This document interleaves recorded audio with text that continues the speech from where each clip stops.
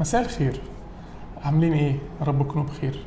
الفترة دي مفيش افلام خالص ولا مسلسلات ولا اي حاجة كده الواحد يقعد يتكلم عليها وبتاع. فاحنا هنعمل احنا هنخبط، يعني هنخبط في الناس بقى ونجيب سيرتهم وننم وبتاع. يعني هنمسك مخرج مثلا نعصره نشوف هو بيفكر في الافلام ازاي وبيشتغل ازاي وبتاع كده بدون اي سبب انذار. صانع محتوى عمل حاجه ما مش على هوايه يخش يعني هندبش على راي عادل امام. اللي بجد النهارده عايز اتكلم عنه اثنين من صناع المحتوى اللي انا بحبهم فشخ بصراحه. محمود مهدي ابو اسماعيل، محمود ابو اسماعيل.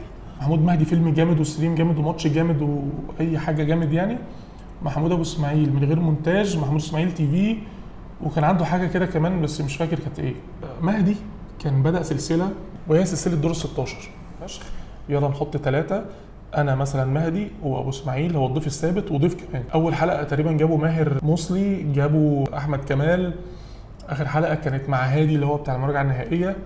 فهي فكره جامده فشخ وعجباني جدا. وجابوا فهمي قبل كده، انا بحب فهمي جدا. حلو، فكره عبقريه وفيها نقاشات بتطلع وكميه معلومات. وبتشوف بقى مين بقى بيحب ايه وبيكره ايه اصلا من تحت لتحت ومش عارف ايه. وبتلاقي كل واحد فيهم عنده قصه مع فيلم الفلاني والكلام ده كله. انا بموت في الحوار ده، هو الاساس اللي بيخليني اقعد اتفرج عليهم. وقبل بس ما اقعد اخبط فيهم انا عايز اقول بس حاجتين. اولا مهدي، ان انا من الفيرست كي بتوع مهدي، يعني انا من اول 1000 سبسكرايبر عند مهدي. اول حد في حياتي عمل سبسكرايب كان مهدي. وده نوعا ما يعني ديسكليمر ملوش لازمه، ما انا مش هطلع اتكلم على حد انا ما بحبوش، بس يعني انا عايز اقول كده انا بحب الراجل ده جدا يعني. وابو اسماعيل نفس الكلام. ابو اسماعيل بدا مع مهدي بحاجه بسيطه، كان عنده حوالي 17 سنه. فانا بحب قوي الرحله بتاعت ابو اسماعيل عموما في اليوتيوب. بس في حاجه بقى، حلقات دور ال 16 بدات تبقى بايخه شويه. وبدات تبقى بايخه من امتى؟ من ساعه ما عملوا حوار الجيم. اعتقد ده كان اقتراح ابو اسماعيل. فقرة محمود اسماعيل اخترعها. هنجربها لاول مره على الاطلاق. ان احنا بعد ما عملنا القرعه وشفنا الافلام وشفنا الماتشات، كل واحد فينا على ورقه على جنب، كل واحد هيكتب على ورقه اللي هو شايف انه هيكسب. وفي اخر الحلقه بعد ما نعرف مين اللي كسب هنريفيل او هنكشف كل واحد عن قال إيه. الاختيارات بتاعت كل واحد فيهم. انا الموضوع ده قلب الدنيا من حاجه كانت لذيذه ومناقشات واحلى حاجه في الدنيا. اساسا اكتر حاجه كنت بحبها الفورمولا دي، انك بجد مش عارف انت عايز تكسب مين. يعني لما عملوها مثلا في احسن افلام في التسعينات كان فيلم اجنبي، لما تلاقي بالب فيكشن نزل قدام جود فيلس انا بجد مش عارف انا عايز اكسب مين.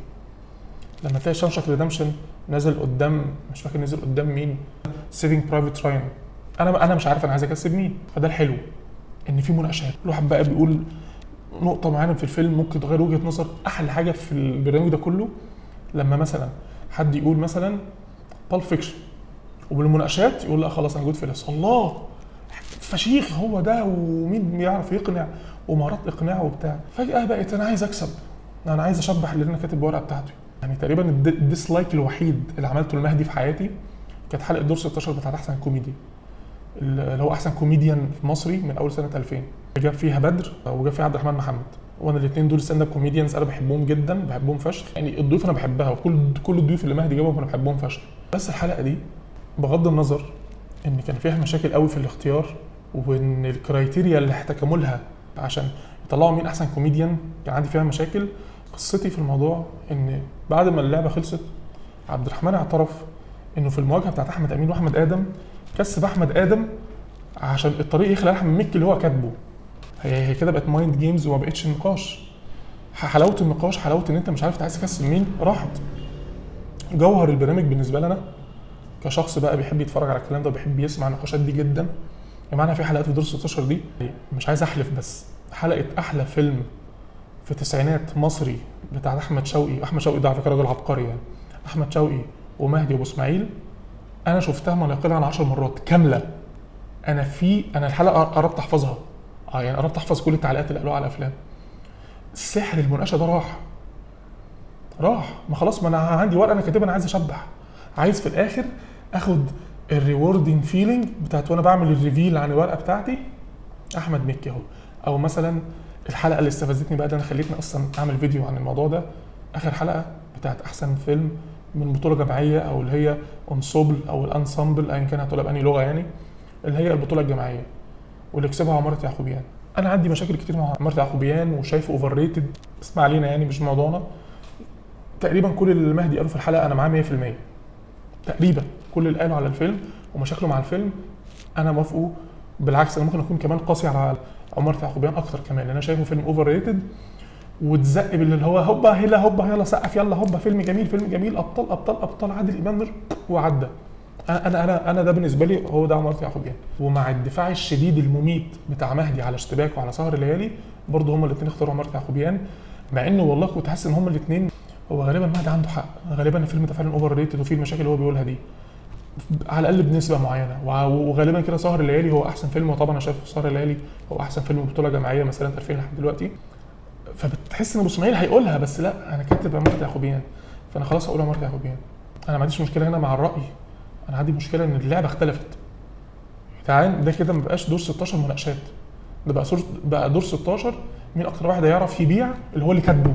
يعني انا ما عنديش مشكله تبقى بير ماتش، كل مواجهه تبقى عارف انت هتكسب مين تمام وتحاول تبيع، ويا سلام لو عارف لو داخل انت مش عارف هتكسب مين، بس لو داون تو ذا افري ماتش اوكي، لكن تبقى عارف في الاخر انت عايز تكسب مين توصله نهائي، ما بقتش لعبه، ما بقتش مناقشه، بقت حاجه دمها تقيل بصراحه. انا قاعد والله العظيم الاثنين يا جدعان فعلا بيشبحوا بس لعمارة يعقوبيان مجرد ما هم كاتبين. ليه بقى؟ انا عندي مشكله مع فكره الكارت اللي بيتلعب. وعندي المثال الحلقه بتاعت احمد كمال اللي هو احلى فيلم مصري من 2000 ل 2023 واللي كسبها فيلم ثقافي. عمارة يعقوبيان قابل سهر الليالي على احسن فيلم عموما، وابو اسماعيل ومهدي اختاروا سهر الليالي، واحمد كمال اختاروا عمارة يعقوبيان، والاثنين انصبل، الاثنين انصامبل، الاثنين بطوله جماعيه من الاخر يعني، الاثنين بطوله جماعيه. فمفيش حاجه هتزق التاني، هتزق فيلم عن فيلم. بس لما اتقالوا كاحسن فيلم عموما ما بين بطوله جماعيه وبطوله جماعيه سهر الليالي اللي كسب. بس عشان ابو اسماعيل كاتب في الورقه عمارة يعقوبيان ما قدرش. صدقوني لو حد فيكم هيتفرج باي شكل من الاشكال، سحر اللعب اللي كان معمول في الاول بدا يخفت كتير من ساعه ما بقت مايند جيمز. انا هكسب ادم على امين عشان ميكي يفضلوا الطريق، انا مش هتنازل ان انا كاتب يعقوبيان، انا ما اعرفش ايه بصراحه. انا يعني بنسبه 90% انا مش فارق معايا مين اللي يكسب. يعني انا حتى قلت لكم انا شايف ان سهر الليالي احلى من عمارة يعقوبيان بكتير، بس ما يخصنيش قوي مين كسب، يخصني النقاش والكلام والحلاوه وبتاع.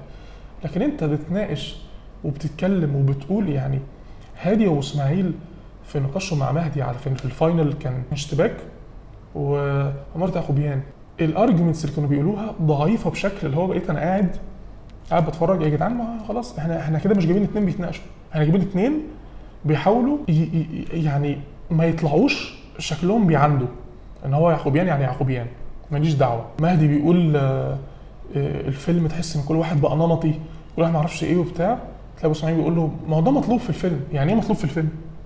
يعني ليه فيلم زي عمارة يعقوبيان الشخصيات مطلوبه تبقى نمطيه بجد؟ يعني علاء الاسواني ووحيد حامد كانوا قاصدين يخلوا شخصيات نمطيه؟ ليه؟ شخصيات بالعمق ده وبالليرز دي ليه تطلع نمطيه؟ ومش بس كده، ده انا هطلعها نمطيه وهقول كمان ان هي ميزه في الفيلم. ايه الحجه دي يا ابو اسماعيل؟ ايه يا اسطى الحجه دي؟ ومش فاكر هادي برضو قال حاجه برضو غريبه كده على محمد امام ولا مش فاكر مين. الحاجه الوحشه برضو طلعوها حلوه لمجرد ان انا عايز ابيع ان الورقه اللي معايا هي اللي كسبانه. البرنامج ده كان بدون مبالغه ممكن يكون اكتر حاجه ممتعه انا شفتها على اليوتيوب مؤخرا، اللي كنت بدات ازهق من النقاشات في الكوره وفي الافلام وفي كل حاجه. دي كانت حاجه ريفريشنج جدا بقى. ومهدي جاب ناس بقى لها كتير ما بتطلعش زي طارق وزي فهمي يا جماعه هو بتاع الافيش. انا كده هحط صور كل الناس اللي بتكلم عنها دي. وشفت في مهدي مع ما اعرفش مين، شفت مهدي مع محمد ابو سليمان بتاع سينماتولوجي، شفت مهدي مع كمال، شفت مهدي مع فلان، ولسه مهدي كمان بيجيب ناس. ومهدي جاب فاروق اللي هو فاروق تي في. حلو جمال، كل ده حلو. السحر الكلام ده كله بيروح مع فكره الكارت دي، فهي تتلغي يعني نبطل نشبح. يعني يا اما حوار الكارت ده يتلغي ونقضيها نقاشات، يا اما نبطل نشبح الحاجات دي ونغير راينا. ودي حاجه صعبه قوي انك تراهن على بني ادم انه مستعد يخسر. يعني كلنا يا جماعه اطفال، احنا عارفين الموضوع ده صح؟ البني ادمين دول كلهم مهما اختلفت اعمارهم كلنا اطفال وكلنا عايزين نكسب. احساس اللي هو كنت كاتب انه صعب قوي تراهن ان حد ما يقعدش يقاوح وما يقعدش يعاند. بس كده.